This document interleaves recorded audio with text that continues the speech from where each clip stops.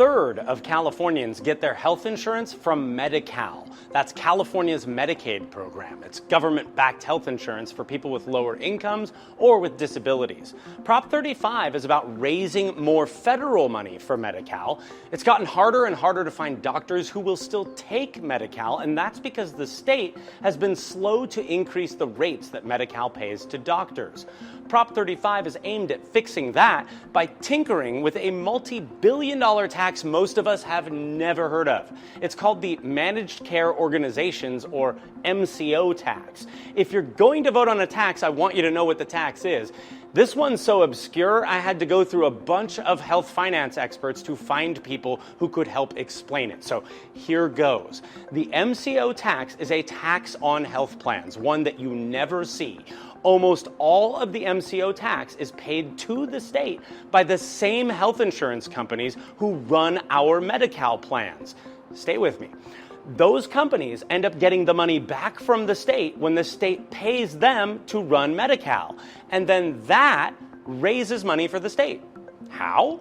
The federal government provides a 100% match of every dollar that the state spends on Medi-Cal.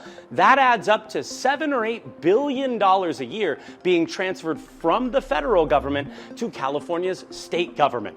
The state spends some of this extra federal money on Medi-Cal, but also uses it to help balance the state budget.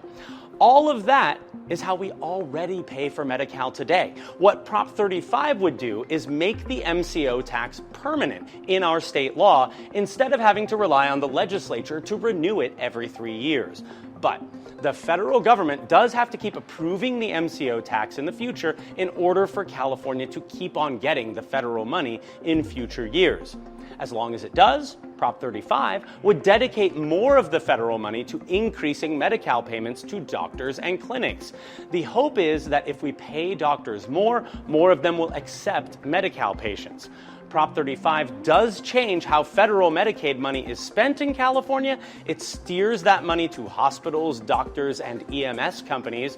Those just happen to be the biggest campaign donors backing Prop 35. Governor Gavin Newsom is still counting on billions of federal Medicaid dollars, though, to help balance the state budget.